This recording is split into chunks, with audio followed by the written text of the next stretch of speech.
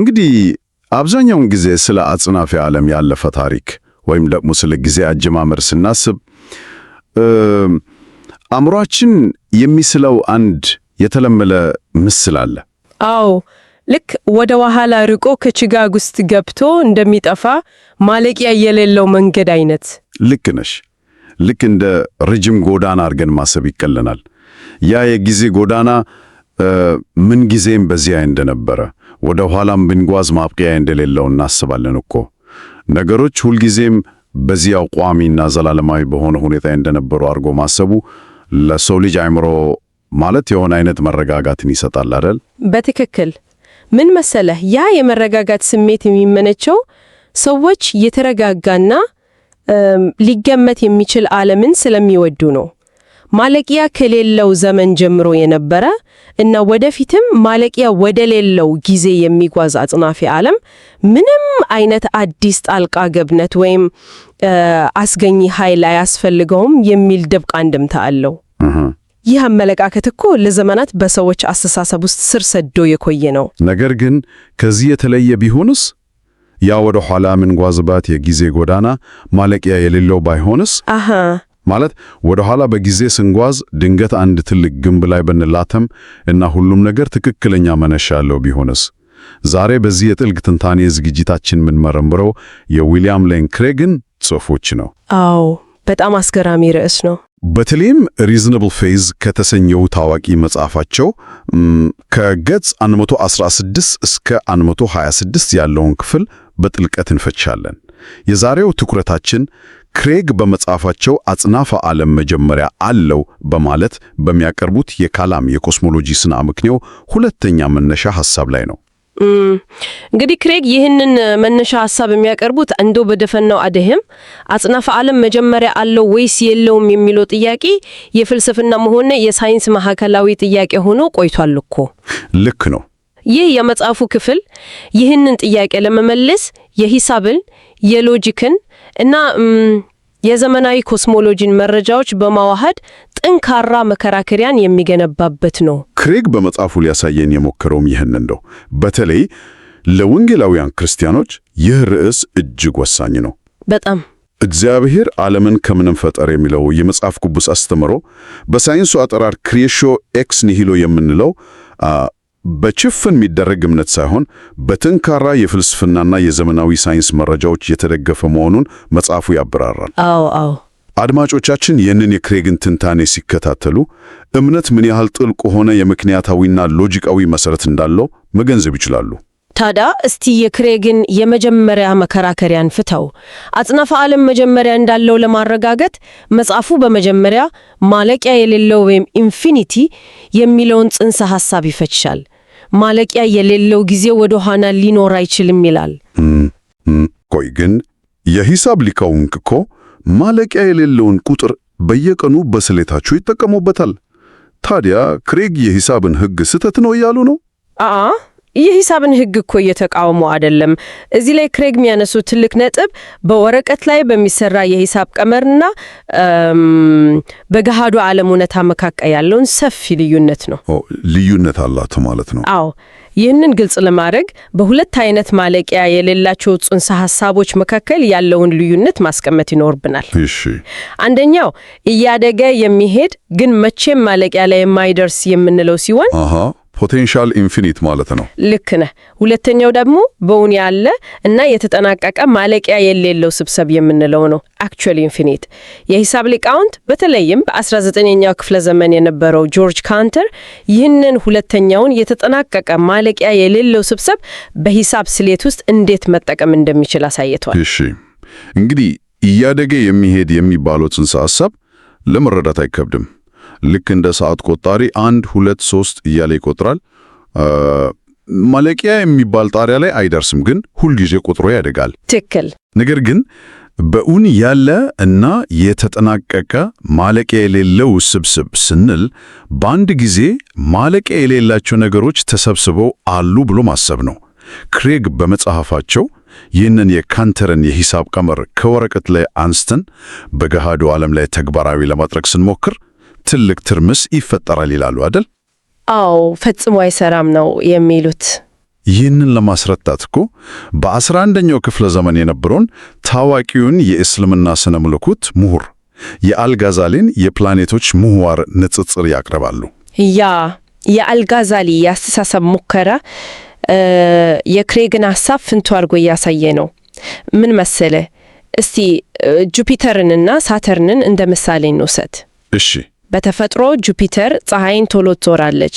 ጁፒተር ፀሐይን 5 ጊዜ ስትዞር፣ ሳተርን ደግሞ 2 ጊዜ ብቻ ነው የምትዞረው። ማለትም ጁፒተር እጅግ ፈጣን ናት። አሁን እንግዲህ ክሬግ የሚያነሱትን ጥያቄ እንመልከት። ሁለቱም ፕላኔቶች ከዘላለም ጀምሮ ወይም ማለቂያ የሌለው ጊዜ አንስቶ ፀሐይን ሲሽከረከሩ ኖሯል ብለን ብናሰብ ምን ይፈጠራል? የጋራ ማስተዋል የሚነግረን ጁፒተር ፈጣን ስለሆነች ከተጓዘችበት ጊዜ አንጻር እጅግ በጣም ብዙ ዙር አጥናቃ መገኘት አለባት የሚል ነው። ጁፒተር 5 ጊዜ ስትዞር ሳተርን 2 ጊዜ ብቻ የምትዞር ከሆነ ይህ ሂደት ማለቂያ የሌለው ጊዜ ከቀጠለ የጁፒተር ዙር በብዙ ቢሊዮኖች ብልጫ ሊኖሩ ይገባል አይደል? አዎ፣ የጋራ ማስተዋል የሚለው ያንን ነው። ነገር ግን ያ በእውን ያለ ማለቂያ የሌለው ስብስብ የተባለው የሂሳብ ሕግ ወደ ገሃዱ ዓለም ሲመጣ የሚያመጣው ችግር እዚህ ጋር ነው። እንዴት? ማለቂያ ከሌለው ዘመን ጀምሮ ከዙሩ የሂሳቡ ሕግ የሚነግረን የጁፒተርም ዙር ማለቂያ የሌለው ነው፣ የሳተርንም ዙር ማለቂያ የሌለው ነው ይለናል። ሁለቱም እኩል ሆኑ ማለት ነው። ልክ ነው። በሂሳብ ደረጃ ሁለቱም እኩል ማለቂያ የሌለው ዙር አጠናቀቁ ይባላል።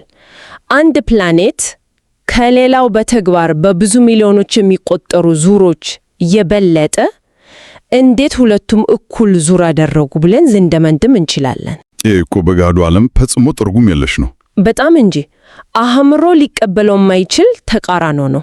ሌላው ቀርቶ የዙራቸው ድምር ጎዶሎ ነው ወይስ ሙሉ ተብሎ ቢጠየቅ ማለቂያ የሌለው ቁጥር ጎዶሎ ወይም ሙሉ የሚባል ጽንሰ ሐሳብ ስለሌለ መልስ መስጠት አይቻልም። ይህ የክሬግ መከራከሪያ ያሳየን ያለው በወረቀት ላይ የሚሰራ ሂሳብ ሁሉ በገሃዱ ዓለም ላይ ሊተግበር አይችልም የሚለውን ነው። ያ ወደ ሌላ ጥልቅ መደምደሚያ ያመጣናል። እሱ ምንድን ነው? በገሃዱ ዓለም ማለቂያ የሌለው የተጠናቀቀ ስብስብ ሊኖር የማይችል ከሆነ ያለፈው ጊዜ ማለቂያ የሌለው ሊሆን አይችልም። ምክንያቱም ያለፈው ጊዜ ማለቂያ የሌለው ከሆነ ይህ ማለት ማለቂያ የሌላቸው ክስተቶች በገሃዱ ዓለም ተከስተዋል ማለት ነው። ተያያዘ ማለት ነው። አዎ፣ አልጋዛሊ እና ክሬግ ይህ በሎጂክ ማይቻል መሆኑን ነው የሚያሳዩት። ስለዚህ ወደ ኋላ የምንቆጥረው ያለፈው ጊዜ መቼም ቢሆን የሆነ ቦታ ላይ ማለቂያ ወይም መነሻ ሊኖረው ግድ ነው። ቆይ ግን አንድ ሰው እንዲህ ብሎ ሊሞግት ይችላል። እሺ ማለቂያ የሌለው ስብስብ በአንድ ጊዜ በገሃዱ ዓለም ሊኖር እንደማይችል ተስማማን። ነገር ግን ጊዜ በአንድ ጊዜ አይከሰትም ሊሉ ይችላሉ። ምናልባት ክስተቶችን አንድ በአንድ በቀደም ተከተል በመጨመር ማለቂያ የሌለው ታሪክ መፍጠር ይቻላል። ማለትም ትናንት፣ ዛሬ፣ ነገ እያለን ክስተቶችን እየደመረን ማለቂያ የሌለው ጊዜን መገንባት አይቻልም ወይ? ይህ ሌላ አማራጭ መንገድ አይሆንም? የክሬግ ሁለተኛው የፍልስፍና መከራከሪያ ብቅ የሚለው ልክ እዚህ ጋር ነው። እንዴት? ጊዜ የሚፈጠረው ክስተቶች ልክ አንተ እንዳልከው አንድ በአንድ ሲጨመሩ ነው። ነገር ግን ያለፈው ጊዜ ማለቂያ የሌለው ቢሆን ኖሮ ዛሬ ላይ መድረስ ፈጽሞ አይቻልም ነበር። ማለትም ማቋረጥ አንችልም። ልክ ነው። ክሬግ ይህንን ማለቂያ የሌለውን ርቀት አቋርጦ መጨረስ አይቻልም በሚል ሐሳብ ያብራሩታል። የዚህን አሰራር ሂደት እስቲ በደንብ እንየው። ዛሬ ላይ ለመድረስ ማለቂያ የሌለውን ያለፈ ጊዜ አቋርጠን መምጣት አለብን። አዎ፣ አስበው አንድ ሰው ማለቂያ የሌለውን የዶሚኖ ጠጠሮች አሰልፎ የመጨረሻው የዶሚኖ ጠጠር እስኪወድቅ እየጠበቀቀ ነው እንበል። እሺ፣ የመጨረሻው ጠጠር ማለትም ዛሬ ሊወድቅ የሚችለው ከሱ በፊት ያሉት ማለቂያ የሌላቸው ጠጠሮች በሙሉ ከወደቁ ብቻ ነው። ነገር ግን ከሱ በፊት ያሉት ጠጠሮች ማለቂያ ስለሌላቸው የነሱ መውደቅ ፈጽሞ አያልቅ። በመሆኑም የመጨረሻው ጠጠር ወይንም ዛሬ የምንለው ቀን መቼም ሊደርስ አይችልም። አልጋዛሊ ማለቂያ የሌለውን አቋርጦ ዛሬ ላይ መድረስ አይቻልም፣ ነገር ግን እኛ አሁን እዚህ ያለን ይላል። ዋው! ዛሬ ላይ ከደረስን ደግሞ የተጓዝንበት ያለፈው ጊዜ ርቀት ማለቂያ ያለው መሆን አለበት ማለት ነው። በትክክል። መጽሐፉ ላይ ግን ይህንን ሐሳብ የማይቀበሉ ፈላስፎች እንዳሉ ተጠቅሷል። አሉ። ለምሳሌ የማኪ እና ሶቤል ተቃውሞ ቀርቧል። እነዚህ ፈላስፎች እንደሚሉት ያለፈው ጊዜ ማለቂያ የሌለው ከሆነ መነሻ ነጥብ የለውም። መነሻ ነጥብ ከሌለው ደግሞ አንድን ርቀት ስለማቁረጥ ማውራት አንችልም።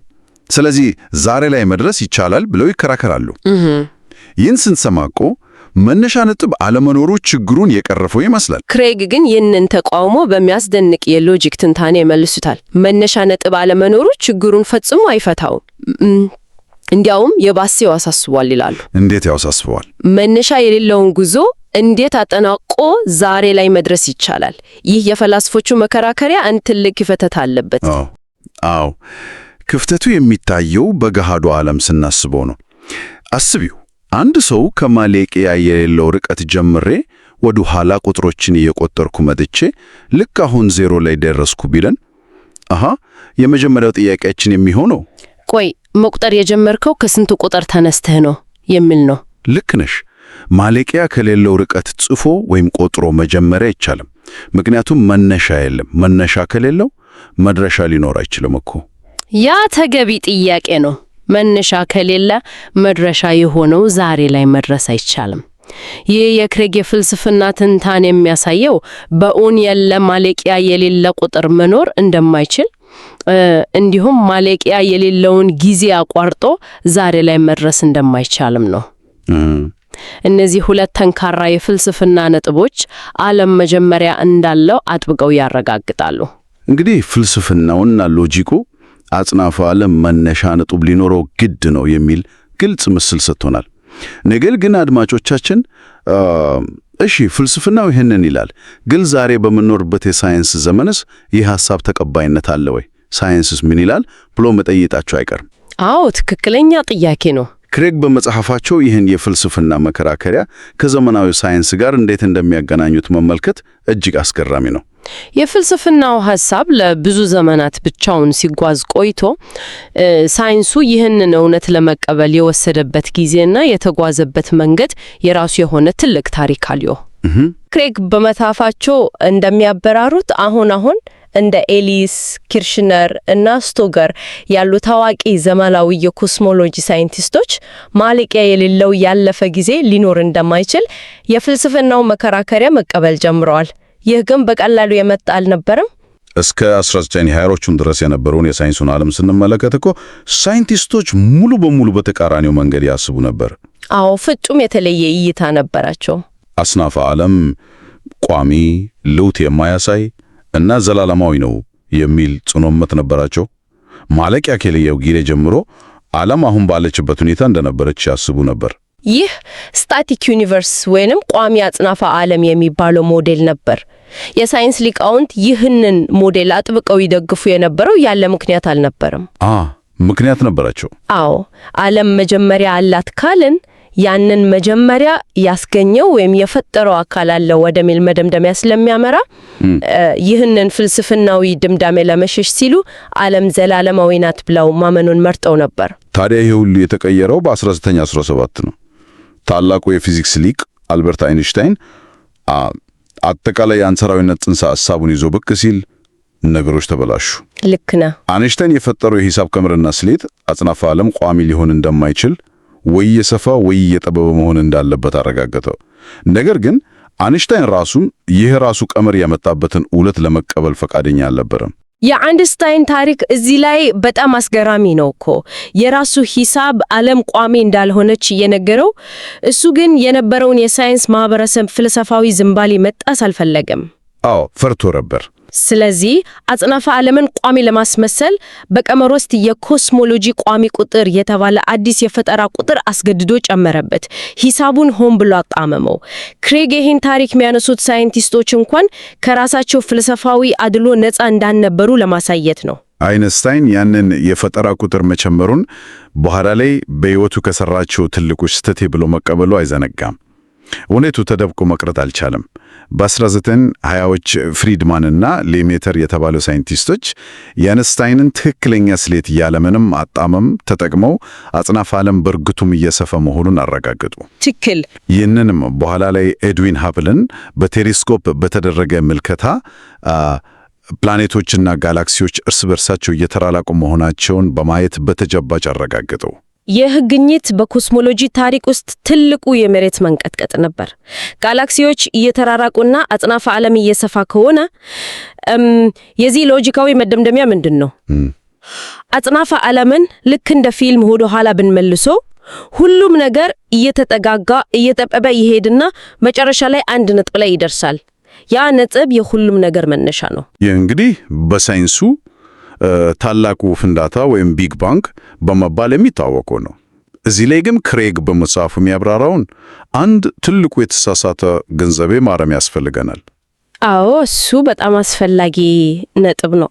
ብዙ ሰዎች ታላቁ ፍንዳታ ስንል ቀድሞ በነበረ ባዶ ቦታ ወይም ክፍተት ውስጥ የተፈጠረ የቁስ አካል ፍንዳታ አድርገው ያስባሉ።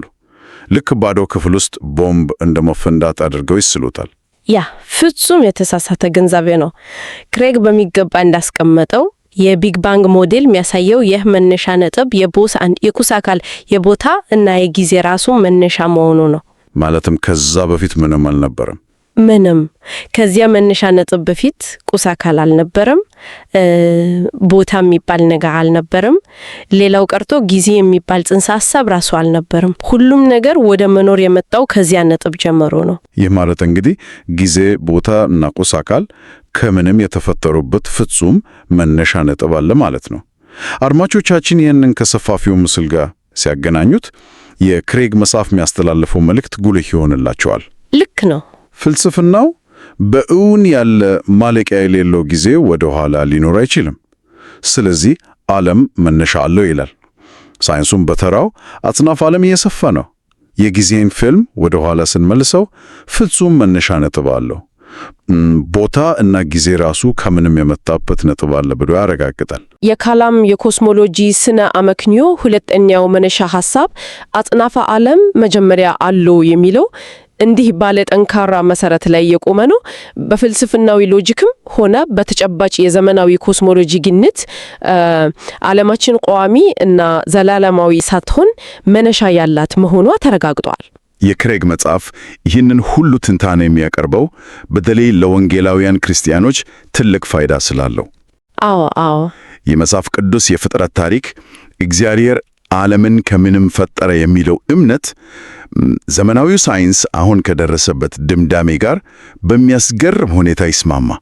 ይህ መጽሐፍ የሚያሳየው የክርስትና እምነት ማስረጃ በሌለውና ሎጂክ በጎደለው መንገድ ወደ ገደል እንደመዝለል ሳይሆን ጥልቅ በሆነ ምክንያታዊነት ላይ የተገነባ መሆኑን ነው።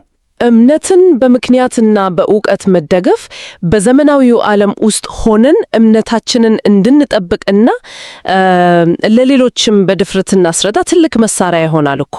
በጣም ልክ ነሽ። ማለቂያ የሌለው ጊዜ የማይቻል መሆኑ እና የሰፋ ያለው አጽናፈ ዓለም ወደ አንድ መነሻ ነጥብ የሚያመላክተን መሆኑ ዓለማችን ዝም ብላ በአጋጣሚ የነበረች ሳትሆን በትክክለኛ ጊዜ ወደ መኖር የመጣች መሆኗን በግልጽ ያሳያል። መጀመሪያችን ላይ ወደ አነሳነው ምስል እንመለስ። ያ ወደ ኋላ በጭጋግ ውስጥ የሚጓዘው የጊዜ ጎዳና ማለቂያው የሌለው አይደለም። ግልጽ የሆነ መነሻ፣ ትልቅ ድንበር አለው።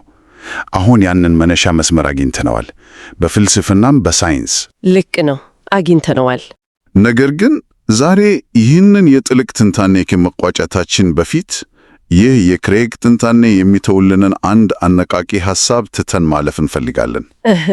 አጽናፈ ዓለም ማለትም ጊዜ፣ ቦታ እና ቁስ አካል በትክክል መነሻ ካለው ይህን ሁሉ ወደ መኖር ያመጣው አስገኝ ምክንያት ራሱ ከጊዜ ውጭ የሆነ ከቦታ ውጭ የሆነ እና ከቁስ አካል ውጭ የሆነ እጅግ ግዙፍ ጉልበት ያለው መሆን አለበት ማለት አይደለምን?